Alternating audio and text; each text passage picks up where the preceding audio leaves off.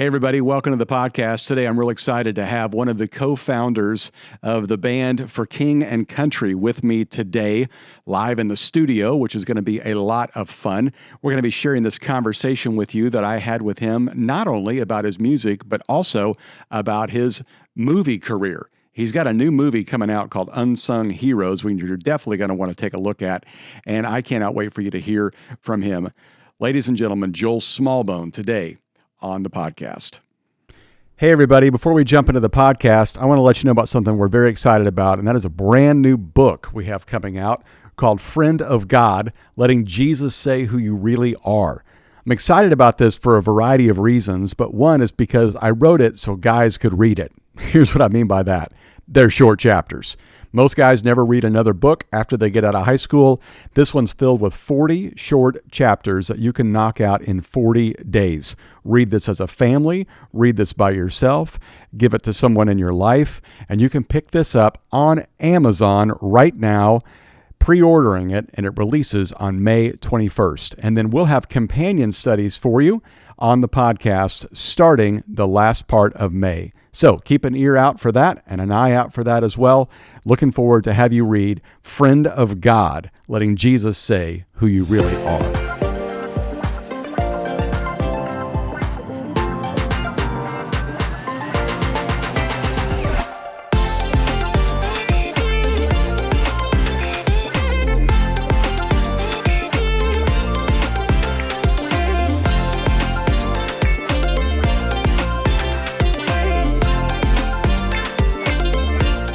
Hey, well, Joel, thank you so much for being part of the show today. Boy, you're in the middle of a lot of work promoting this movie. Yeah. Typically, when we talk For King and Country, it's about music, but you've been doing movies now for a while. How many years? I mean, you were telling me you started as a kid. Yeah. But when did it become like, this is a thing? Well, first things first, Rusty, thank you for having me. Oh, thank you for coming. Great to be with you. You know, it's an argument, right? Music chose us more than we chose music because we grew up in a musical family. Our dad was a concert promoter in Australia. And so he would bring bands and artists down to Australia. And that's actually where the film Unsung Hero sort of picks up, is him bringing American artists down to Australia and a tour going sideways and losing what would be the equivalent of $500,000. But anyway, fast forward a couple of decades to, or 15 years to us being in America, and me being a teenager after a lot of years of being in the States. Rather than writing songs as teenagers, we would go make short films, like bad Indiana Jones spin-offs. Nice. And we'd play them for our youth group, and we developed our own little TV shows. And then Luke and I started working on For King Country, which always, you know, our music videos were always theatrical. We've done them with our brother Ben, who's a director, and we worked on a feature film, which you were loosely tied to in 2016, called Priceless. Mm-hmm. And our live show's always been very theatrical as well. So it actually feels like sort of a natural next step, more than like a hard left turn for the band to get into movie making, particularly with this story being so close to home. I can definitely see that. I've seen you all perform before, seen your videos, even your music. It's not just three chords and a cloud of smoke. I mean, I like that. Three chords and a cloud of smoke. It's good. There's a lot going on. Right. Even your first song that kind of was popular, Fix My Eyes. I mean, there's a lot of stuff happening before you even sing. So the theatrics I kind of get. So in your movie making, has that kind of developed over time from the first film? What was the first film? Undoubtedly. Well, it depends on if it's my first film or our first film. So Luke and me and the band really championed Priceless, the movie, song called Priceless, something we shared about from stage a lot. Right. And then I've had these little dabbles in filmmaking for years. I did a country film in 2014 where I played Billy Ray Cyrus's son. Okay. We did Priceless. I did another film, speaking of playing sons, that released last year called Journey to Bethlehem. It's a musical. I play Antonio Banderas' son.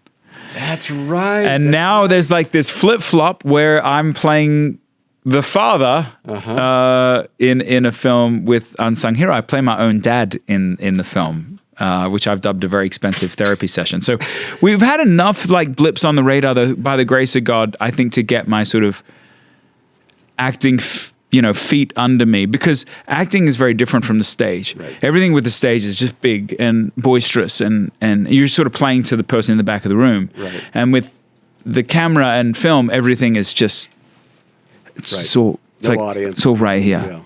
Yeah. Yeah. Wow. I forgot you were in Journey to Bethlehem. I love that movie. Oh, Now, there were people that didn't like it. No. They thought it was, we're taking the story too lightly. Right. Did you get pushback like that, or did you? Funny, I never did. I mean, it was different from Mariah and me. So Mariah, my wife, played Mother Mary's sister, Deborah, in the film. Okay. And she got cast in it first. And then I, at the very 11th hour last year, actually, I was flying over to Spain where they filmed to visit her for 4 days. And they had literally just cast Antonio mid-production.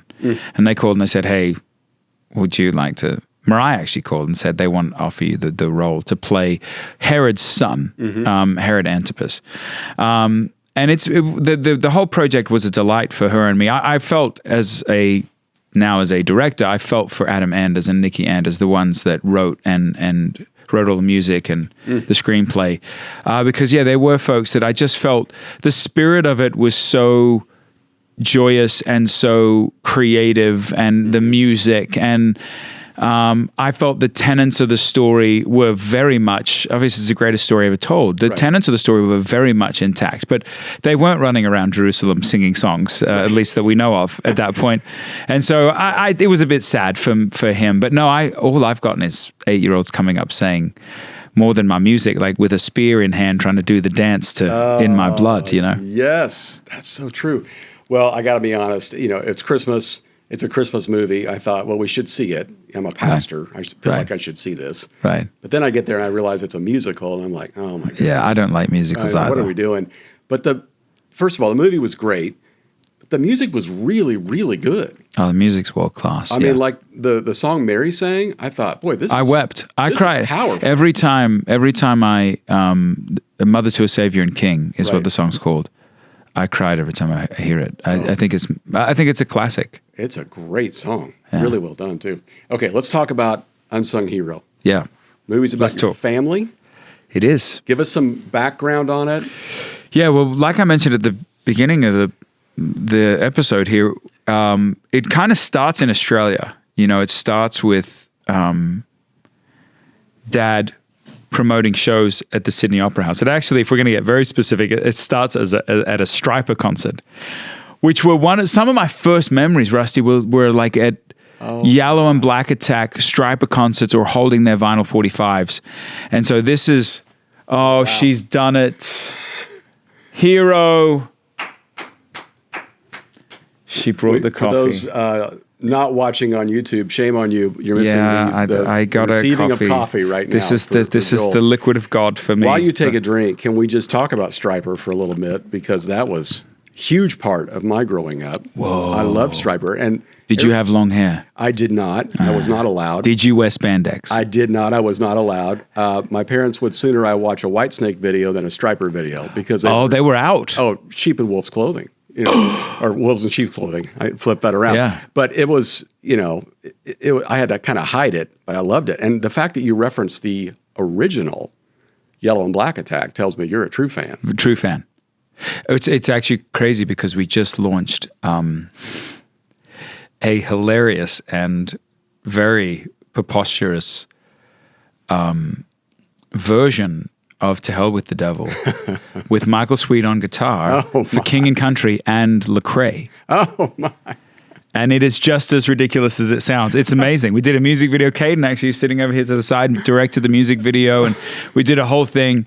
And so the film, we're getting sidetracked. This is why you listen to these, right? Because you just go on rabbit trails. I'm just stuck on. So we start. The film starts at this Striper concert, and it chronicles Dad losing everything in Australia through a tour that went bad. He lost the equivalent of $500,000 today.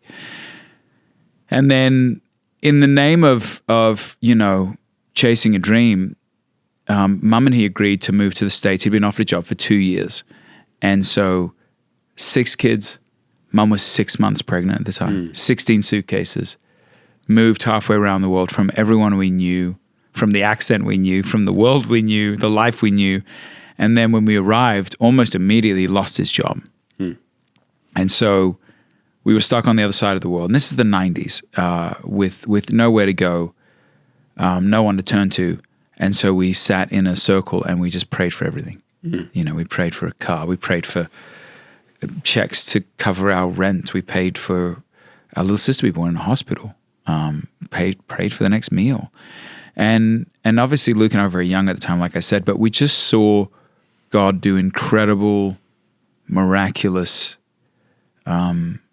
interventions through the community, through the church, and through unexplainable events. And so it was 2020, was in the middle of the pandemic. Luke has shared this story from stage for years as a pay it forward child advocacy segment of our show. And he came up with the idea of like, what if we just have someone put pen to paper on a screenplay? So that was 2020. Wow. And here we are almost 4 years later, and Lionsgate's putting it in 2,500 theaters, which is outrageous. What's the main message you hope people walk away from after they see this movie? Well, it's an adventure film. Like, it's a drama for sure, but it's a family film. It's an adventure film. It's a true story. It certainly circles around mums and miracles and music and migration, with us moving from Australia to the United States. But it's really it's a film. There's a great line in the film where our granddad says, "Your family's not in the way; they are the way." And that's probably, if you had to anchor, like, lock down what the sort of sentiment is, that was really kind of the why behind it, is that, you know, it chronicles our sister Rebecca and James stepping into music, and us kind of becoming the road crew, and and she was really the one that sort of pulled us out of a level of poverty that, you know, all too many people know about. And so, yeah, I think the why is family, is to put family on the screen. It's interesting, even in the faith and family film genre, there's a lot of faith films. There's actually very few. Can you name a family film, maybe other than Journey to Bethlehem? Like, there's not been many family films. And so we felt it's 2 to 82. It's an opportunity for people to come to the theater. So much so that we've dubbed April 26th, the release date, Family Day. You got Mother's Day, you got Father's Day. We could use a good family day at the theaters. And so, we hope people come out and experience this special story. Hey, let me interrupt for just a moment. Did you know we have a YouTube channel? In fact, all of our podcasts are now recorded and placed on YouTube as well. So ever wanted to look at the person I'm talking to? Now you can. Go to Pastor Rusty George on YouTube and subscribe. All right, back to our show. You mentioned playing your dad was a little bit of like a very expensive therapy. What did you discover about him through that process that maybe you didn't know before? That's a good question, Rusty. When we moved, of course, because we were so young, we had always experienced this story from a childlike perspective. And it was such an oxymoron, because although we felt so we were so unsafe emotionally, you know, logistically, physically, we felt so safe spiritually and emotionally in God's love, if you will, and in our family's love and in our parents' love. And so for us, it was a great adventure. When it came, I co-wrote the screenplay as well. So when it came time to writing it, and then particularly playing Dad in it, it was like, oh my goodness. The anxiety, the compounding failure, the pride, the insecurity, the journey that he went on, you know, really dropping into his shoes as someone now is roughly his age when he moved. Wow. Man, it gave me a whole other level of empathy for him that I'll take to my grave, you know. Your parents are not in the way, they're the way. Family. Maybe parents can be in the way sometimes. I love but that. Family's not in the way, they are the way. They are the way. Yeah. I love that. Anybody in the film that you want to talk about that was kind of had a breakout performance, or keep an eye on them? Well, some unabashed fun facts about the film. If you were a fan of the TV show Nashville, Jonathan Jackson is in it. If you were a fan of the TV show Lost or John Locke, Terry O'Quinn is in it and does a marvelous job. If you're a fan of the Fast and the Furious franchise, Lucas Black, who was the lead in Tokyo Drift, he's tucked away in there. If you're a fan of the Hallmark Channel, you got Candace Cameron Bure. Oh, of course. But one of the great performances of the film was by a woman named Daisy Betts, who played our mum, and she was also one of the miracles of the film because she. You can imagine. So I mentioned I played dad. I also co-wrote the screenplay. I also co-directed it. Very indulgent, I know. But part of the director's role is to cast the movie. So you're casting your sister and your sibling. You're casting yourself, which that's a trippy exercise. Wow. But you're also casting your mum. And I think I almost drove Beverly Holloway, our casting director, mad because it was such a sacred cow for me, casting mum. Mm-hmm. And I had some rules that I just did not think were breakable. One was that she was genuinely Australian, mm-hmm. and one that she was around the age that mum was, and thirdly that she was actually a mum in real life. Once you do that narrowing, Rusty, wow. There's not a lot. So our dream, at one point was Rose Byrne. We talked to Teresa Palmer's team, who are both Australians, both mums, and for various reasons they couldn't do it. So we were down to the 11th hour. 10 days. We did not have our Helen, my mum, 10 days before we were going into production for a film. Like, we didn't have our Unsung Hero, and I pulled up, we typed in on Google, top 100 Australian actresses. Ironically, Rebecca, our sister, was one of them. So for a split second, we were like, should we? And they're like, nah, that's a little weird. That's very Old Testament. So we hopped off that train pretty quick. But amongst the other actresses in that list was Daisy Betts. And so we reached out to her agent on a Friday. Her agent kind of reluctantly put it in front of her.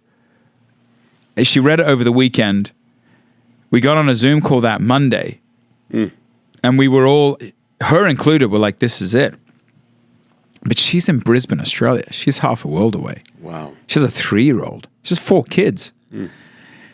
And we said, how on earth are you going to leave your family? And she said, well, she said, you're not going to believe this, but actually, I was producing another film during this time, and so we'll just push that in Australia. So we'll just push that later. But my parents I'd already made all the plans. My parents were already coming into town to watch the kids. Wow. Everyone had already planned on me being away. And so that's okay. And then we were like, but Daisy, what about, this is 2022, so this is on the back of the pandemic. What about your passport? Because we'd approached a couple actresses like, well, I don't have my passport. I'd love to do it, but I don't have my passport. And she was like, well, you're not going to believe this. I was in Hawaii earlier this year, and a friend of mine just encouraged me on a whim just to renew my passport. Just do it, just in case. So she had none of her family did, but she had a passport. And so that was on the Monday. And then on that Friday, she was on a plane. Wow. To America. And then if my memory serves me, we started the next Monday or Tuesday of the following week. Oh, that's amazing. So she was a great miracle in the film. And man, there were so many. Obviously, the film depicts so many miracles, but there were so many behind the camera as well. Yeah, that's incredible. Well, can I ask you about your music for just a minute? Oh, of course. Yeah. Who were your musical influences? Who made you who you are today? Well, not to sort of close the loop and tie it back into the movie, but one of the incredible exercises musically about the movie is not only is there some great music in the film, like some great needle drops, like Jesus Jones or Rod Stewart, Lenny Kravitz, Seal, Michael W. Smith, Amy Grant, Stryper, as we mentioned. Yes. Like, there's just some great musical moments. We actually are releasing a song in the film that no one's ever heard before as a band. But then we did a whole Inspired By soundtrack. And we did more features, Rusty, on this Inspired By than any record in the history of the band. To name a few, Stryper, as I mentioned, yes. The Cray, Lee Brice, who's a country artist, yes. Michael W., Amy Grant. We remade their songs, okay. Lead Me On and Place in This World, and they sung on them.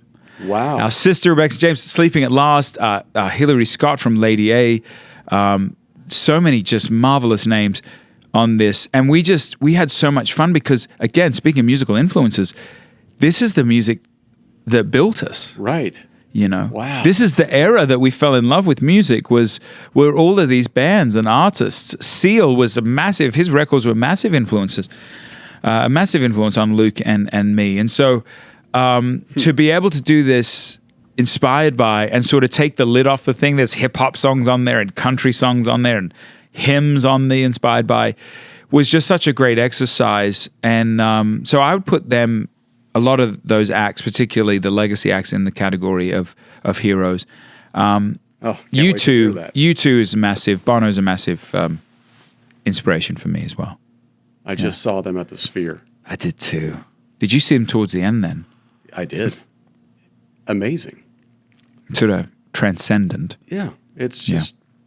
I said to someone, when I left, I said, in the history of mankind, there has never been a musical, sonic or visual experience more curated and more technologically advanced for the human emotion than what the Sphere is. Think about it. Right. Never. I mean, the technology in that room is outrageous. Right. We go into basketball arenas so often, and they're designed for a bunch of really tall blokes to bounce a ball back and forth. They're not designed for a concert, you know. Right. But this was 17,000 people, and this whole thing was designed for a live performance. Right. It's just... It was amazing. Yeah. Yeah, I can't even describe it. You got to sing a song with Dolly Parton. True story. What was that like?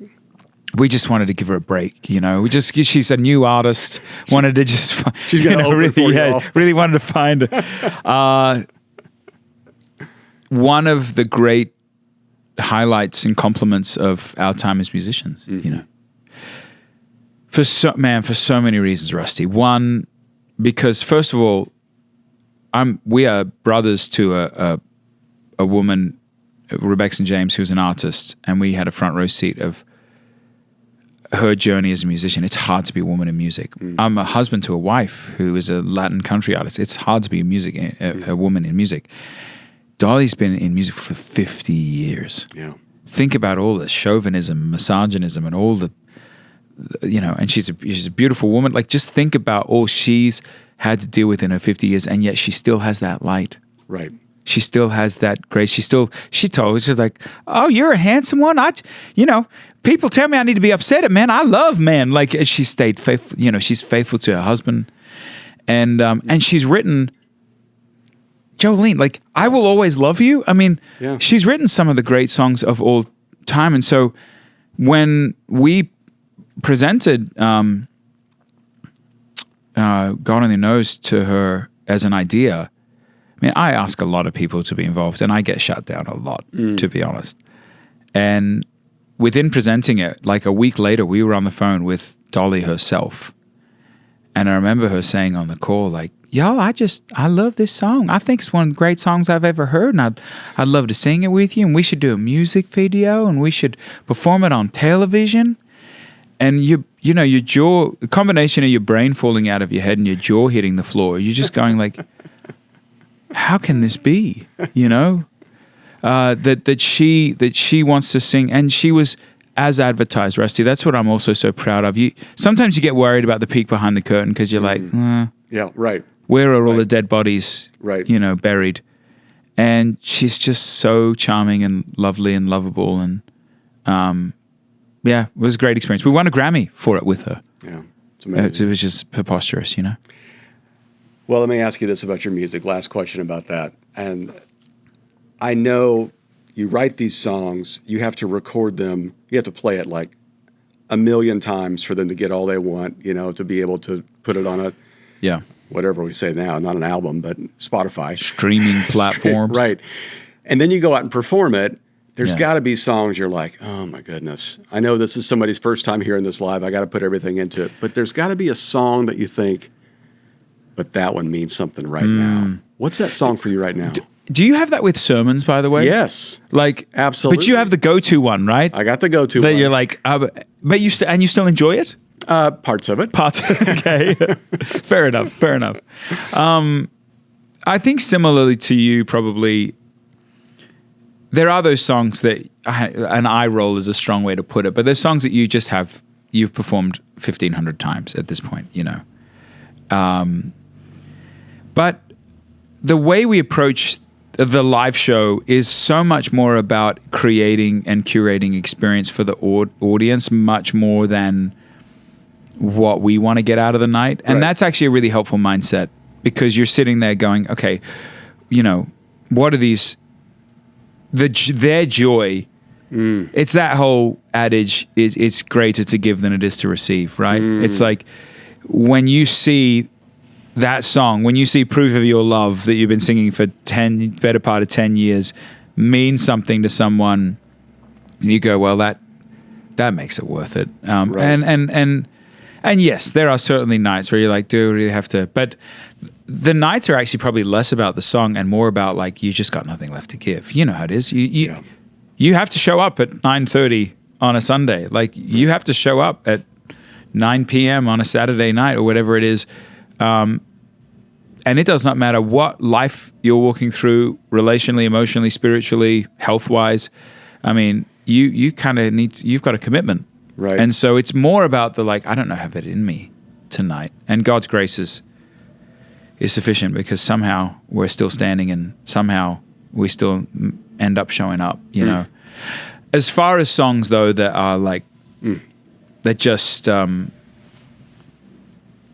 a real thrill to sing, Burn the Ships has actually been one that was sort of slow and steady, but it's like compounded over the time. I think we released that song about 5 years ago, but almost now more than ever, you just see people. I remember a month or two ago we were playing it, and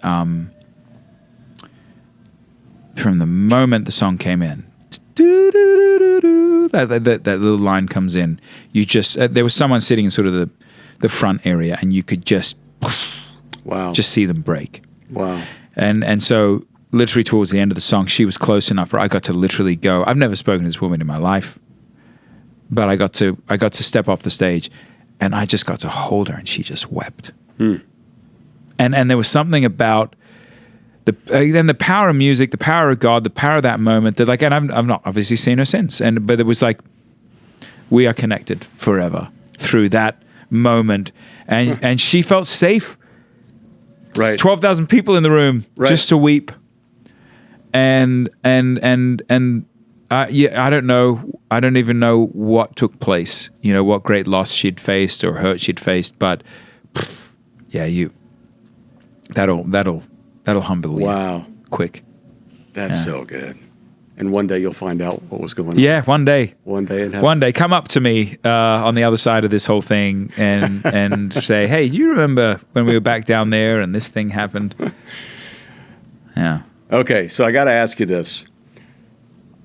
Australia's greatest treasure. I'm going to give you a few options. Okay. Is this like a test? Nope. You're personal. Because I think I'm the authority here. Personal. Rusty, yes. All right. Crocodile Dundee. Right. Crocodile Hunter. Good pull. Good delineation. Hugh Jackman. Oh, man. Nicole Kidman. I'm going to have to put my coffee down for this. This is serious. Or Men at Work. Just got serious. All right, I can take Men at Work off the table. Sorry, guys. Really? Yeah, okay. They're off the table. Okay. Oh, wow. Vegemite sandwich. I'll take Crocodile Dundee off the table as much as I love the film franchise. So I'm going to leave you with a Crocodile Hunter, Hugh, and Nicole. I'm going to rate them top three. Okay. because I don't think I can pick. Okay. Or all three as number one. I admire Nicole because similar to Dolly, like the lady has just moved continents and she's still got that sparkle in her eye. Mm-hmm. She lives just a few miles actually from where we live in Nashville, Tennessee. Her and Keith, and I have much admiration for her. I am a enormous fan of Hugh Jackman. Mm-hmm. Like, I don't know if I've said it publicly, but he would be at the top of the list for me as actors are concerned. He's Wolverine and Greatest Showman. Yeah. And I love the way he can shapeshift in roles as well. And I love the fact that he seems like a really kind man. I've heard a lot about him. And then I don't think you can ever put Crocodile Dundee on a Crocodile Hunter, Steve Owen on a list and not put him at the top, because he's immortalized now because of his life and his death, frankly. And it was a crazy thing to see Australians go.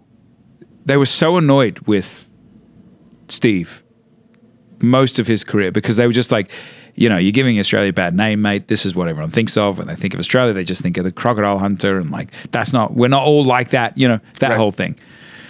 And then when he passed, he's like a national hero, and rightfully so, because never has there more been a genuine man who just loved God's good earth and loved his family well, and they're still living on his legacy. So I can't choose. I got to go. It's a 3-for-1. I'll accept deal. that. And that's the right answer. Yeah. Thank you. Man. Thanks for being at the church. Thanks for what you're going to do for this conference. And this thanks is great. for sitting down with me. Great to just sit down for a moment. Thanks for having me, man. Thank you. Yeah. Well, I hope you guys enjoyed that as much as I did. I love their music. I love their movies. And I love just getting to know their heart a little bit more. Hey, next week, we're going to be back with brand new content. Can't wait to share this one with you. I have had my kids on the podcast before. I have had my wife on the podcast before, but never have we all been on the podcast before. One of the number one questions we've been getting since we moved to Texas is, hey, what's it like living in Texas after living in California? Well, I decided to sit down with my entire family and ask, and I got some answers I was not expecting, even though we talk about it all the time. So can't wait for you to listen to our conversation next week with my family. Until then, keep it simple. We'll talk to you next week. It's very classy up here. Oh, well, thank you. I feel I should have worn a suit. I apologize. You're dressed appropriately.